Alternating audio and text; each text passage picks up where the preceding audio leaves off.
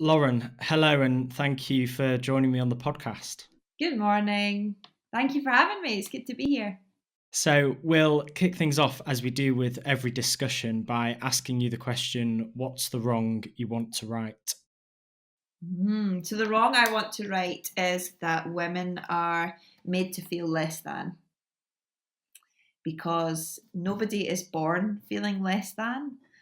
That is something that you are taught to believe about yourself from institutions, society, cultural norms.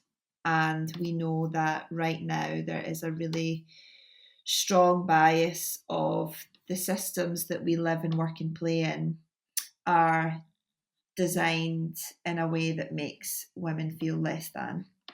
And that is the mission that I am on, to right that wrong. And yeah, I want to dive into all the detail around all the work that you're doing to tackle this mission. I guess from a starting point, what's been your journey in terms of this becoming clearer and clearer in your mind, essentially, as you say, that no one is born to be less than, it's a systemic issue. Mm-hmm. How has that picture become clearer and clearer for you as you've learned? Sure. And you know what? It's definitely still becoming clearer every day. I've really accepted the fact that this is a lifelong journey, lifelong work. There is no destination or finish line, if you like, because intersectionality and gender equality is complex. And my journey of that, I think, was, one that started definitely from a place of naivety. So, went to art school to study design, was on a mission to be the next Steve Jobs, discovered service design, wanted to do that work and realised couldn't really do that work in Scotland because all the jobs were in London.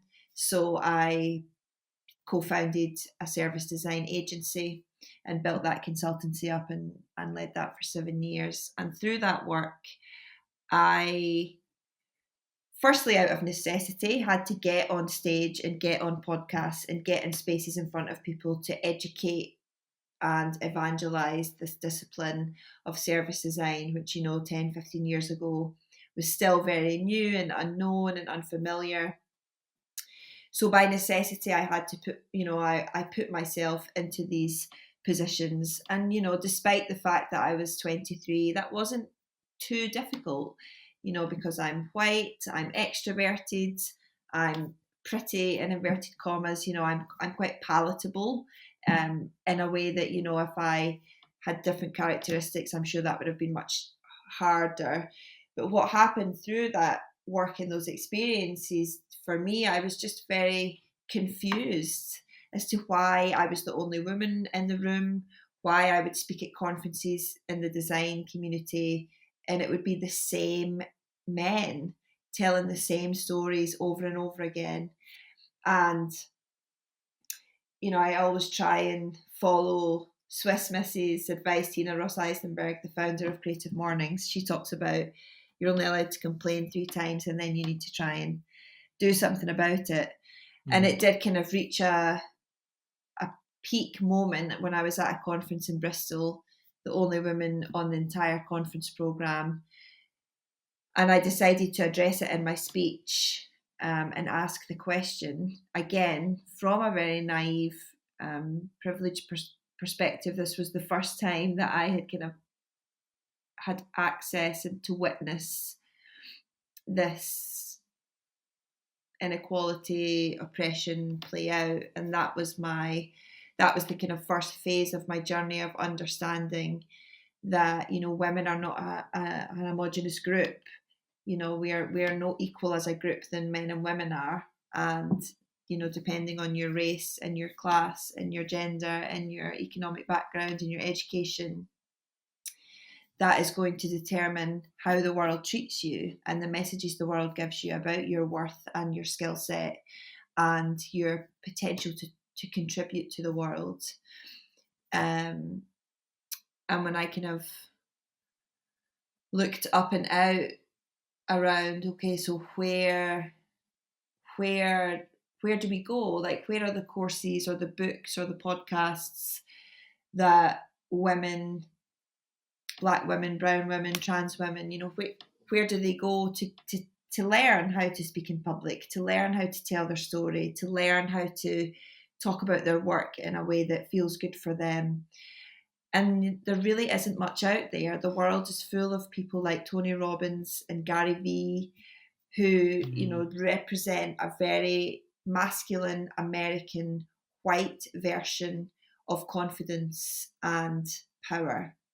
And I think that is completely out of date. There's a demand and a necessity for a new conversation around confidence and power that is intersectional, that is feminist, and that is fixing the system, not trying to fix women. I think a lot of the work in this space is very focused on telling the woman she has to fix herself. If only I could be more productive, or squeeze more hours in my day, or meditate more. It's like these things will not, they ignore the very, very stark systemic barriers that exist.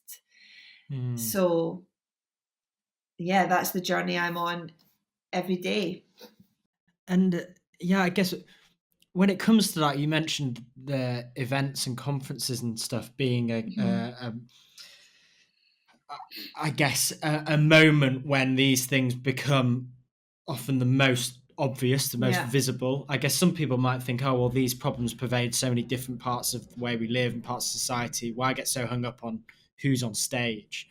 But I think when you think about it a little bit more, it's like that's a moment when probably the likes of when you talk about big masculine voices in an industry, it's like when they are amplified even more. And I guess what impression does that give off to an audience about what they might be able to achieve?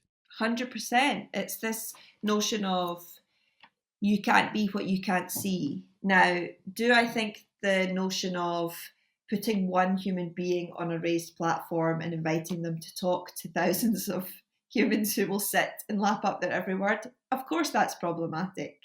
There's lots of things about conferences and the dynamic of speaker and audience that aren't ideal, but the reality is that model is not going anywhere fast. And there are lots and lots of examples in the world where that model is incredibly empowering and transformative, and leads to brilliant things, new ideas, new relationships, new businesses, all sorts of good things. And you're right that I when I first had those conversations that day in Bristol, I had so many people talking to me about their story of why they would never see themselves as somebody who could stand on a stage and tell their story. And you're right, it's complex. There's so many different facets. But, the designer in me, I'm trained to zoom in on one insight. And the insight that kept coming up was there's no way to practice standing up on a stage in front of people. And that idea is so terrifying that most people very early on in their career just make a decision, whether unconscious or not, that that's not something I'm ever going to do. That's not for me. It's what other people do. And that means that the world is then, we don't get access to their ideas, to their stories, to their lived experiences. And it means that the stories and the ideas that we do get access to are ones that are usually masculine and white, and kind of reinforcing the dominant narrative, which, we can all agree is not, we just need to turn on the news. It's not serving us anymore. That's very obvious and very clear. But as my kind of work evolved, so it started being super focused on the stage. We had the big red upfront sofa, people with stage fright sat on there, and we had 500 people sit on the sofa around the world. And this was something I was, it didn't make any money. It was on the side of my day job. I was doing it because I knew it helped the people who had the experience. But, over time, as I had conversations with them, they were like, okay, I'm in now. Like, what happens next? Do you have a book or a podcast or a course? And that was when I looked at the market and decided to build a course. And that was when UpFront became a business, which it is now. We have customers, we sell products, we're on a mission. But it didn't start out with that intention. And, now we're serving, now being on stage is just a very small part of the work that we do, because when we talk about public speaking, that's everything from meeting somebody for a coffee to what you and I are doing now, to being on stage in the more kind of traditional sense. Yeah, and I want to dig into that difference between the public and the private. Just quickly on the sofa story, because I think it is so interesting.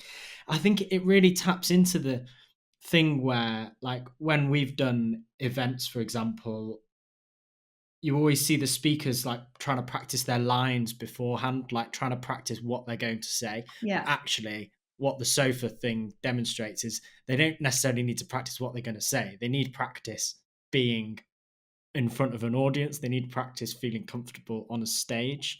It's like the perception of what you need to practice is kind of wrong, or what you need experience doing is skewed. Yeah, well, there's two bits to that. I don't think it's necessarily skewed. I just think it happens in the wrong order. So we skip out, we leap over a huge, a bundle of barriers to, here's how to make slides, here's how to craft a story, here's how to introduce yourself. And that's not what the sofa wasn't targeting those people who need to rehearse their lines, because they're already there and they're already ready to walk out and feel like, I'm going to say some lines to these people and they're going to listen. The people that I wanted to work with was people who, wouldn't have felt safe or comfortable to even say their name and introduce themselves in that environment. And I think the power of having the couch and having people share that experience is they got to see what you just described. So they got to see the speaker pacing, asking for an extra glass of water, sweating, all the things that people like you and I who speak on stage and run events, we see that stuff all the time. We know that people who appear polished and brilliant and every single sentence lands is because they have rehearsed to death. They have been practicing and practicing. They're probably still a bit nervous. They've probably had to give themselves a pep talk, all that stuff. But most people don't have access to that behind the scenes part. So they live their life comparing their kind of wobbly, nervous version of themselves to somebody's most confident, polished showreel, which of course is going to be difficult and hard. So that's part of the power of it. It was helping people. They would walk away and say, "Oh my God, I can't believe somebody like Nathan had to practice lines." That was just like, even I remember somebody saying, I had no idea that they could see their slides. Right, that, like these tiny details that, are often behind closed doors. So when it comes to the upfront in its current form, then focused on the bonds as you describe them. Yeah. How does that work? Like, what are the fundamentals of those courses and the training that you provide? And I guess, how has it developed since you first started delivering it?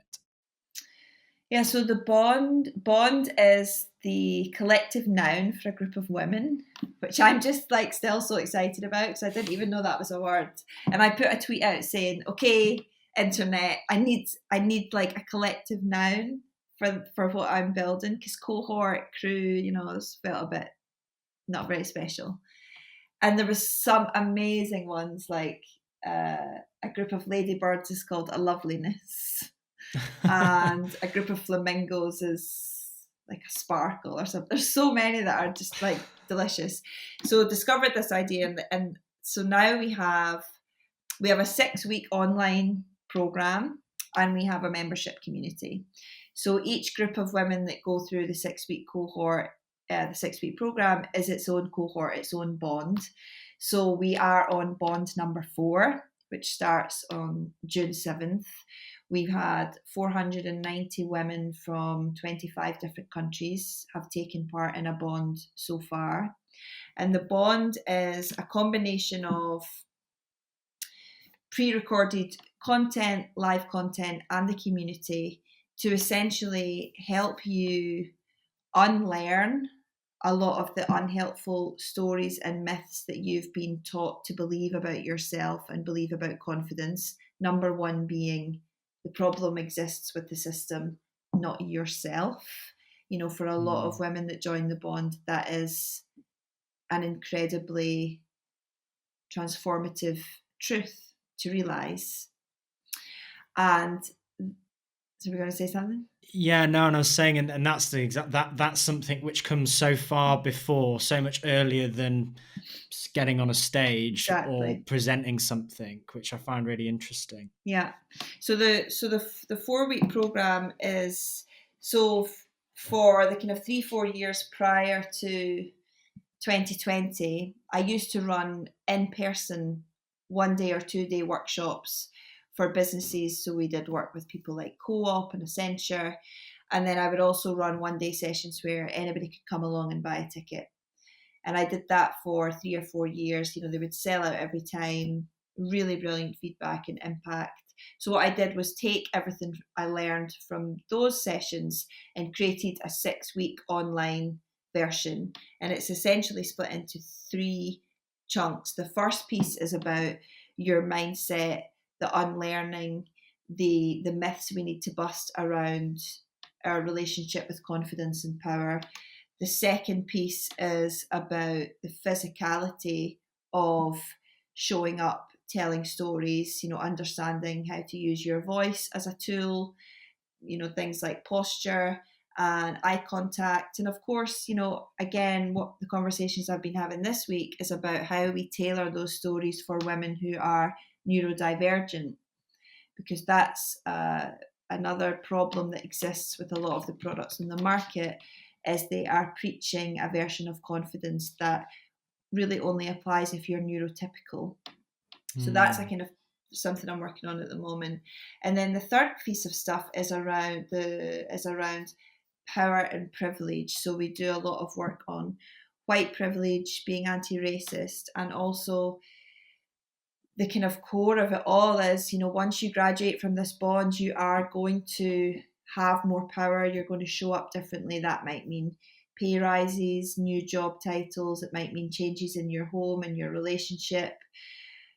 And I want you to do all that whilst building ladders around you and amplifying others. And, you know, if you are white, doing that whilst recognizing the privilege that your whiteness is giving you in that journey.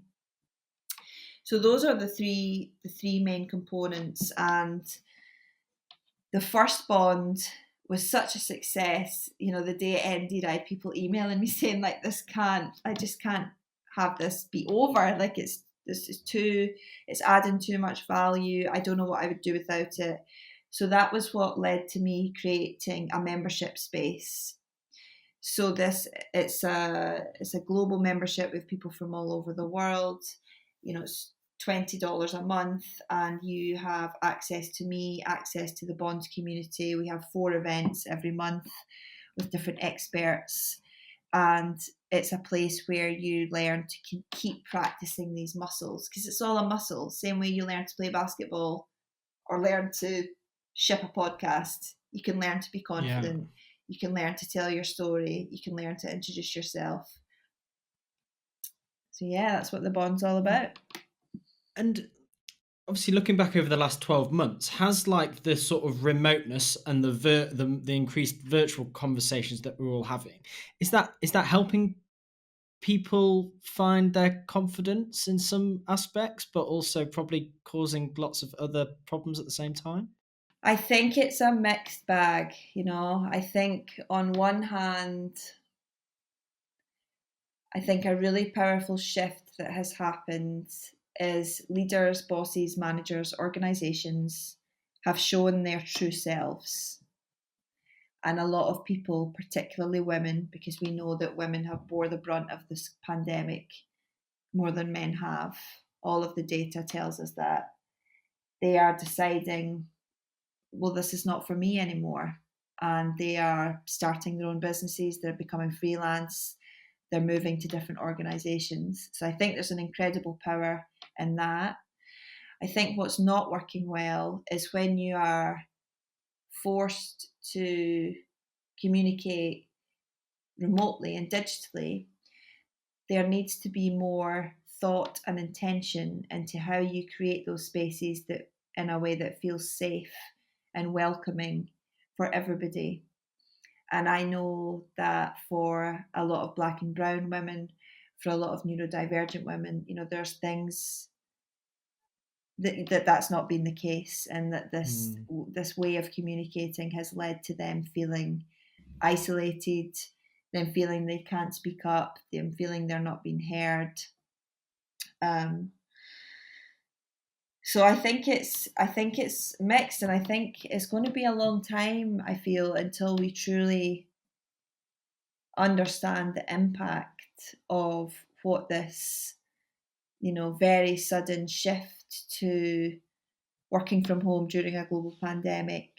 Then we had the American election, and we have, one of the most significant moments in Black history ever. Yesterday we had Basecamp make an announcement to essentially announce to the world that they are not an anti-racist organisation. And that's a lot. Like, that is a lot of trauma for a lot of people. But then again, on the other side, there's all these stories and joy of people. I know for me, like the bonds we have people from Australia, America, Hong Kong in the same call. And it's like, that would never have happened before COVID. And there's something really beautiful and genuinely inclusive about that. But it's complicated. Yeah, it is. And what advice would you give to someone who wants to try and, I guess, advocate and support people, whether it's people they work with or it might be their friends, to try and overcome some of these barriers which face them? Yeah, what advice would you give to someone, who wants to kind of advocate?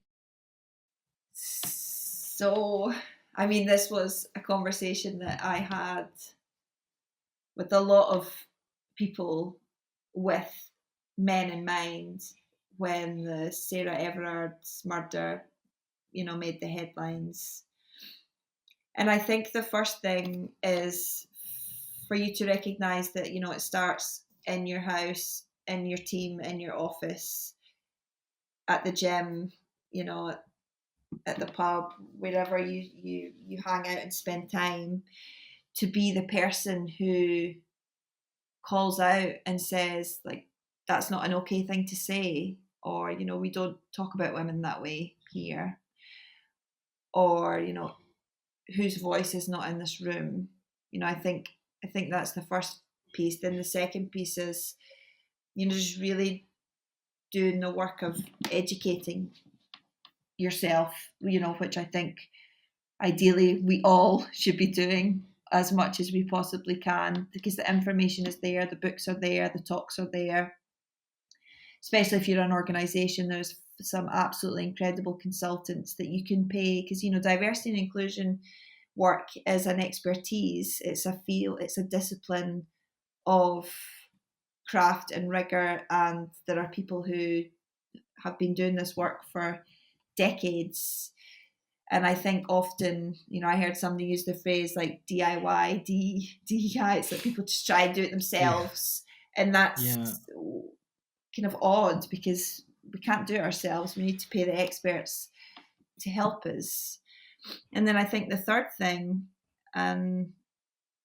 is ultimately about moving out the way, when it's about passing your microphone, whether very literally, as you did with your colleague Isabel, I think for the last podcast, or metaphorically, I don't need to lead this meeting. I don't need to be the person who does this client pitch.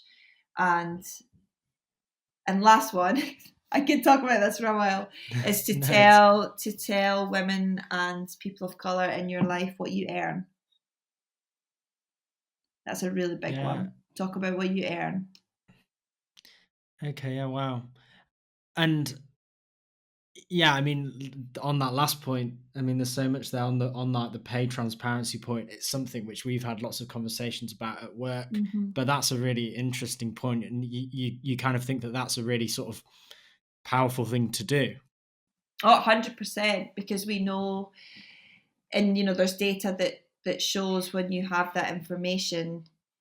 Like if you ask the majority of women, people of color who have gone through the process of asking for more, doing the negotiation, getting a rise, if you ask most of them what sparked that, what was the catalyst for them going on that journey, it will Mm, be because they overheard or had an advocate, an ally, tell them what they earn, either a peer or somebody, even if it's somebody above them in the kind of organization or the hierarchy.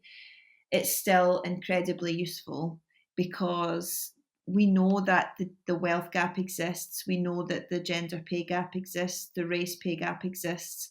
And by having those conversations, you are you're that's how you break the system, because it can't be mm. argued against. This is what I get paid, you do the same job as me, what do you get paid? And of course it's fucking awkward and makes us sweat and feel sick, of course it does, because we are brought up to believe, we're brought up to be told, and I'm learning this is massive in Sweden. Talking about money is like, no, no, no, no, that's not a thing. What, even less so than in the UK? Yeah. Right. Okay. Interesting. And we're brought up to believe it's a taboo, that taboos exist to maintain the status quo. That's why they're there. It's like, that's why we don't talk about death or periods or miscarriage or all of these things that are super common in everybody's everyday life, but yet we've decided that we don't really talk about them, and Mm. that means those things don't change. That's so interesting. Like a person going into a meeting trying to ask for a pay rise, probably suffering from the real sort of lack of confidence, nerves, lots of the stuff which you and upfront are trying to coach people to overcome. Mm-hmm. But I guess having just a solid piece of data or insight to say, well, I know that X person is getting paid this much to do a Yeah. similar thing, And can help there's someone overcome that so easily. 100%. And there's ways to do it, which, because I know people listen to that would think, well, that feels scary, because then they ask me not to tell anybody and I would get in trouble for telling. It's people feel threatened by that, and that's very valid and real. And I think there's ways to do it that is not necessarily finger pointing or naming specific individuals, that still make the organization understand, I have this information, I know this fact to be true, so what are we going to do about it? And it also gives that person power to understand, if the organization is going to say, well, actually we're not going to do anything about it, then they can get the fuck out of there and go and work somewhere where they will be valued and taken seriously. Yeah, completely. I wanted to ask you a little bit about imposter syndrome. It's a sort of, it's almost becoming a bit of a buzzwordy Yeah. phrase now that you hear about a lot on podcasts and there's a content around. And I think I read something you'd wrote on it might have been on your website, which kind of demystified a little bit about imposter syndrome. That it's not just this sort of surface level feeling; that it's something which runs much deeper. Mm-hmm. Yeah, it's a big one, because you're right, it's very trendy just now. And in many ways, that's a super good thing, because it's now in mainstream vocabulary. It's now leading to, I think, a lot of people finding solidarity in, I thought it was just me. I thought I was the only one that had these feelings of feeling like a fraud, feeling like I'm going to be found out. But the important thing to say about imposter syndrome is that it's I would say it's predominantly very misunderstood. It's confused with self-doubt. It's not the same thing. And the fact that it's even called a syndrome is problematic. And the reality is, when you are operating, showing up in spaces where people who look and sound like you haven't always been there, haven't always been welcome, haven't always thrived in those environments. Now, that might be trying to raise venture capital money, that might be being an accountant, or that might be working in a law firm. When that happens, it's very natural that you're going to feel like an outsider.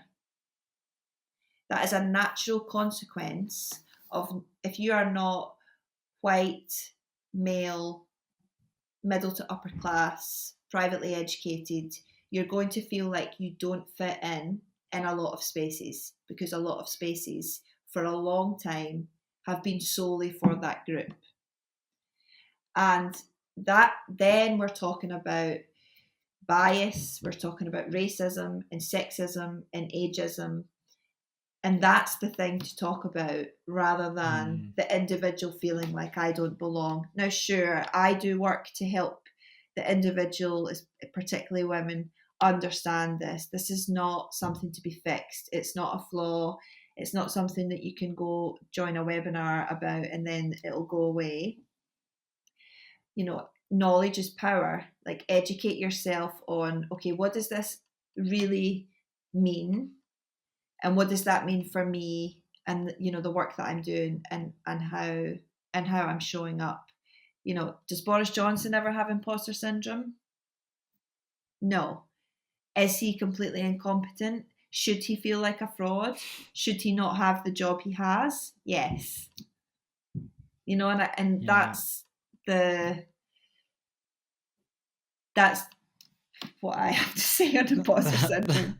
That's the crux of it. Yeah, I guess is that thing that you were saying at the very start. It's like, no one is born less than. You're not. It's not about you being an imposter. It's about you having to engage in a system, exactly. which where the odds are against you.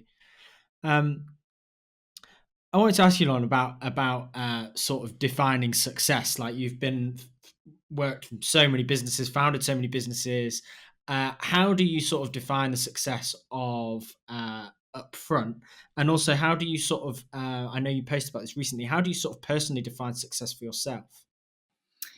Yeah, I have been thinking about this a lot lately. I think because I made a recent shift in my work to walk away from a business that I set up 15 months ago to focus solely on UpFront, which I set up in 2016.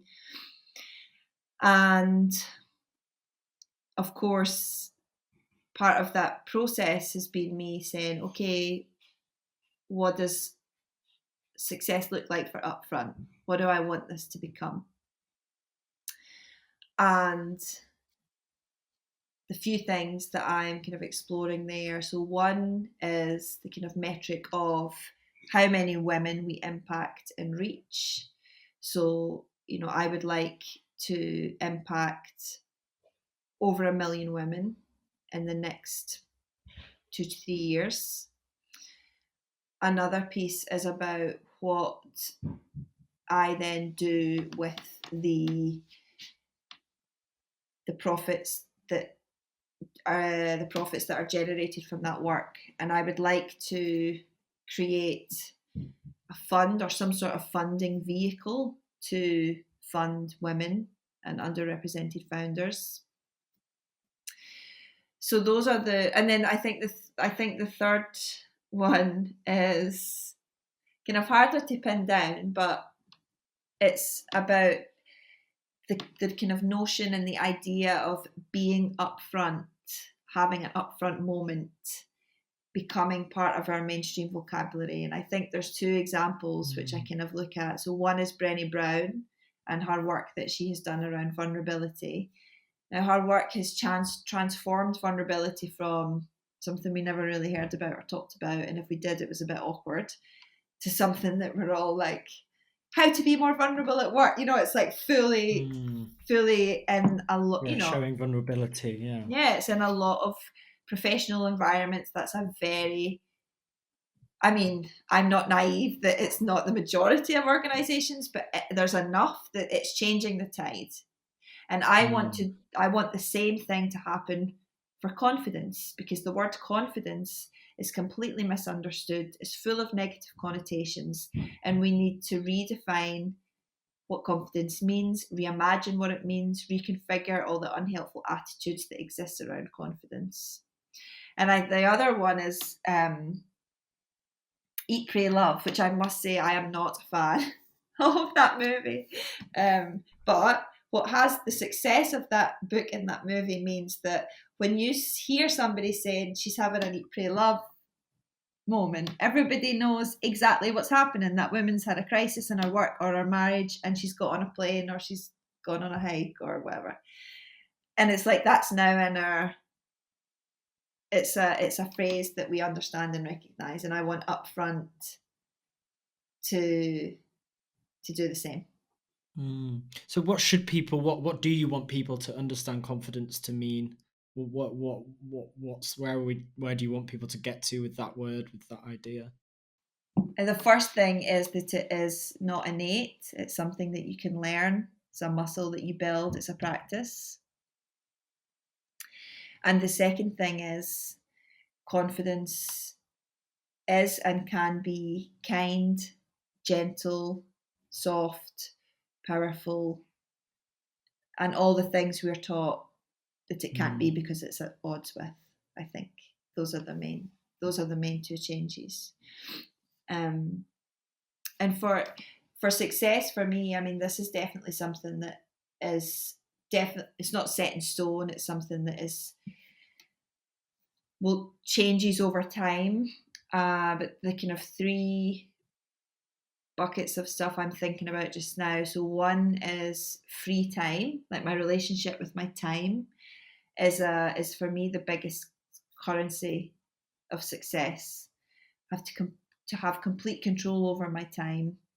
If I wake up on a Wednesday and feel like going to the cinema, I'm going to do that. Going for a 2-hour walk, which 2 years ago I might have thought was a bit unproductive, not that good a use of time, I now see as, that's the ultimate goal, to be able to have these moments in your day and do things depending on where your mood is and where your energy is, rather than do things that your calendar is asking you to do, or a client or an employer or whatever that might be. So I think there's definitely time. Free time is a big one, and for me that's about reframing how I think about money and wealth, and that it's not about using time to make money, it's about using my money to make me more time. No, I find that really interesting, because a lot of the stuff you listen to, if you listen to sort of like investors and stuff like that, it's like, oh, you need to think about your personal finances, so you're earning money by not selling your time, that you're investing in whatever so that you can do that. But what you're speaking of there is just like a really interesting flip on that, essentially, that it's not about the money, it's not about the wealth, it's about the time that's the most important. I mean, that advice is good advice. So I mean, essentially what they're saying is, if you invest your money in a certain way, your money then makes money that doesn't require your time. Of course. And that is a big part of how you generate wealth. The average millionaire has got 7 income streams. One of those income streams is going to be investing, whether that's investing in stocks and shares, whether that's investing in businesses. So I think that's actually, a sound, very wise thing to think about and practice. Of course. We touched on it a little bit before, and I wonder if I can ask you a bit more about it. It's been what I've been sort of reading about the last 2 days on Twitter and elsewhere about Basecamp, and this news has sort of blown up. like, what's your take there? How should someone process reading that memo and those policies which that company have decided to take up and publish? I guess for Gosh, context yeah, is obviously there was various stuff in there, wasn't there? But the main thing which I think most has been written and talked about was um, this this policy that employees there should no longer use work channels to discuss sort of societal issues, basically. yeah. So where to even begin? There is so much that is dangerous and toxic and racist in what was in that statement. And I think the things that I've been thinking about. So one is I feel such sadness and empathy for the thousands of amazing researchers, consultants, teams, leaders who have been working tirelessly for decades to educate organizations, particularly tech organizations run by white men, about what inclusion is, what diversity is, what belonging is, why these things are not debatable. They're not like they're not up for question because they are about humanity. And when I read that statement yesterday, my fear and what is where my sadness is coming from is I'm very scared that because of who Basecamp are and what they represent, I'm sure we're the same, Nathan. I've got all their books. Yeah. I have I'm really a big fan of the big company fan. generally, so it was like, yeah, it's been kind of unsettling trying to Exactly. process it all. So because of that, because of the clout they have, I really worry what the consequences will be, because essentially what they've done is publicly given others permission to do the same. They've given others permission to copy them. They've given others permission to use them as a case study. And that feels like, we've just gone 20 years back the way in the wrong direction. Mm, And I also really I just imagine working at Basecamp and waking up to that news, being a black or brown person, being somebody from a minority group. Imagine what that would feel like. That is very traumatic. So, I think was my like emotional response. And then I think the other piece of it is about, what is this really about? It's about power, and it's about them not wanting to share their power and them deciding that these conversations are uncomfortable, unnerving was the word they used. And that is the very definition of privilege. Like, sure, it might be unnerving for you. How do you think it feels for the people who are living and breathing it all day, every day, and who can't decide, you know what, this is quite unnerving, I'm going to turn this off, because it's their life. And it's always been their mm, life and will always be their life. So, this message of we will decide what politics are allowed and what politics are not is incredibly dangerous. Every single thing is political. Our life, being alive, is political. That is the truth. That's how it is. And by them deciding that they want to close down areas that they don't feel connected with, that is making them feel uncomfortable, is silencing people. mm, And that is fucked up, for lack of a better phrase. mm. And there's people far smarter than me, kind of sharing their critique on Twitter, as I'm sure you saw some of them yesterday. And my hope and ask to anybody listening to this is they have shown us who they are. So now it's time for us to,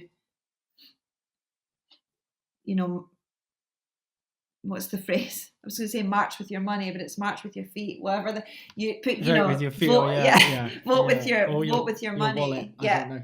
So you need to find a new provider, and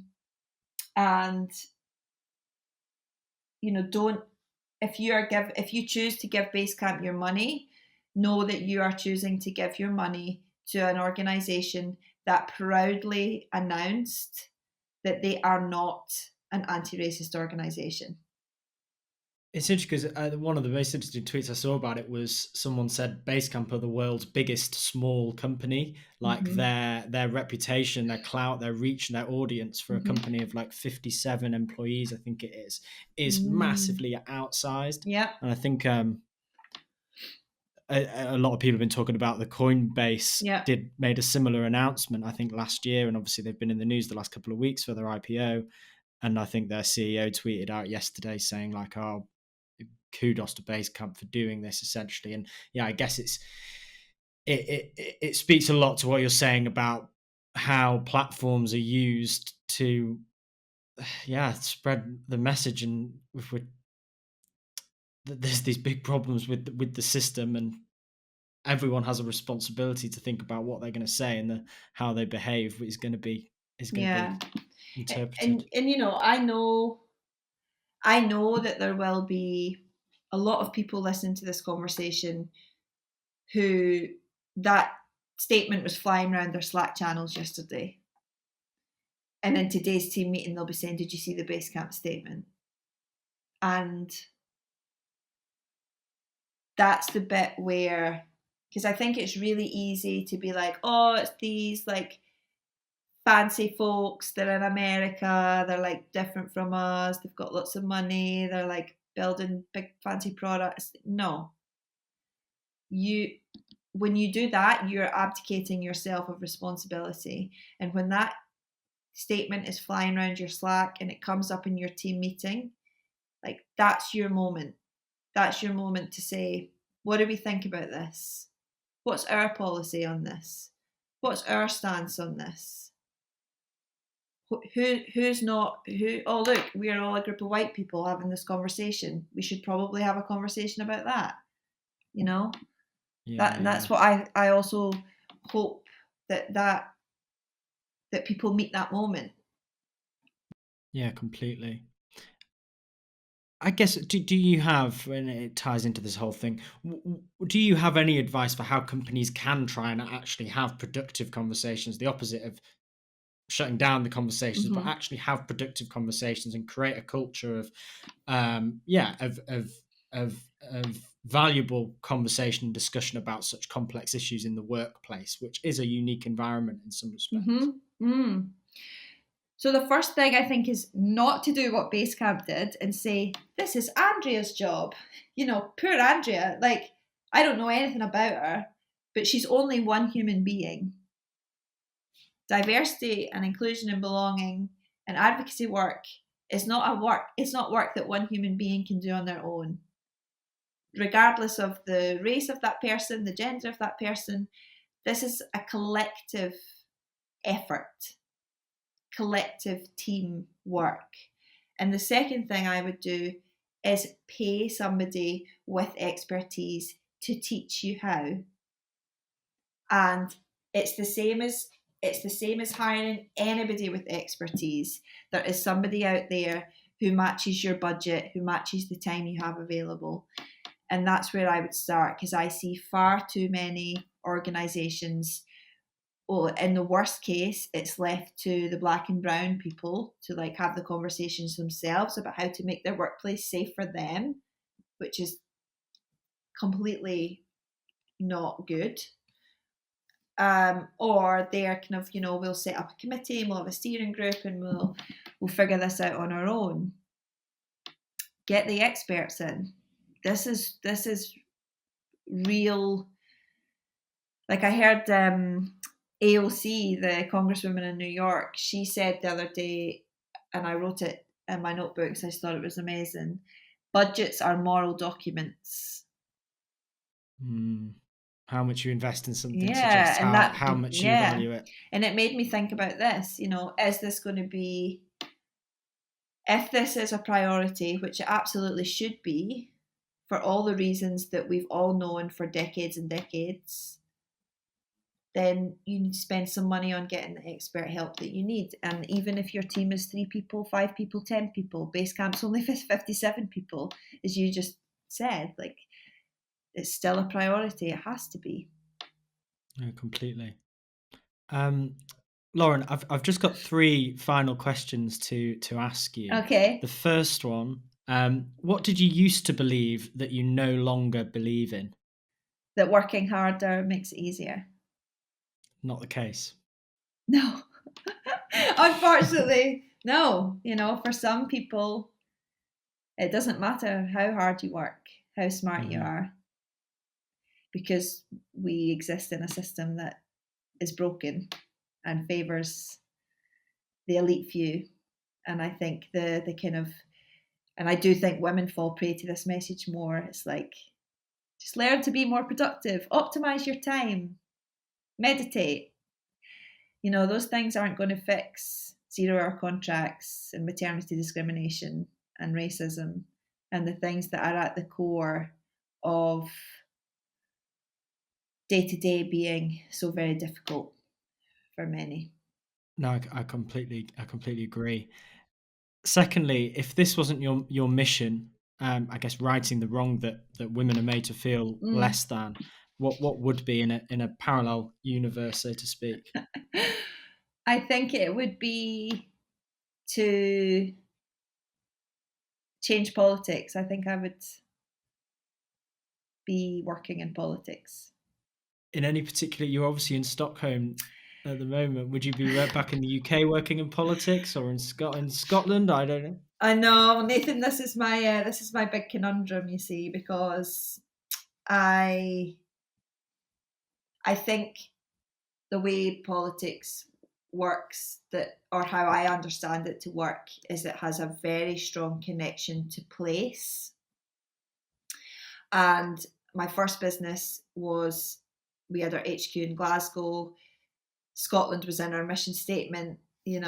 Our website was started. Like, you bet we were very focused on place. We were very focused on using design and creativity to make Scotland's public sector better. And since I left Scotland and my mission changed, I lived in Manchester for a bit, then I lived in a few different areas of London. Now we live in Stockholm.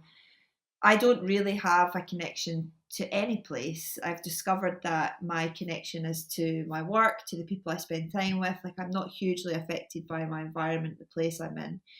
So that makes it a bit hard, because also if I think, I could, I would want to do that in Scotland. Scotland's politics don't need me as much as politics of other areas of Britain. Yeah. So yeah, that's what makes it hard. Yeah, wanting to make a change, but where? Yeah, but where to start, I guess, or where best. And then finally, Lauren, if you could recommend one book for members of the Journey Further book club to read, what would it be? Yes, I brought it here to see. This is my recommendation. Invisible Woman by Caroline Criado Perez. And this is about exposing data. It's a very data-driven book to expose the bias that exists in our world that was designed with men in mind, and the harm that causes. I think it's a fantastic recommendation. It's a fantastic book. I think, and it goes right to the heart of the mission you're on now, but also your background and your training and experience in design as well. Yes. It's like those two things coming together. Yeah. Lauren, it's been a pleasure speaking to you. Thank you for that conversation. I think there's so much for people to think about and take away there. So yes, thank you so much for taking the time. No, thank you. It's been a lovely way to start my Wednesday. And, I would love to continue the conversation with your listeners. I'm Lauren Currie on all the internet places. My Twitter and Instagram DMs are always open. The next bond starts on the 7th of June. So if you are curious about that, if you'd like your teams to go through the bond, don't hesitate to get in touch. Thank you so much for having me.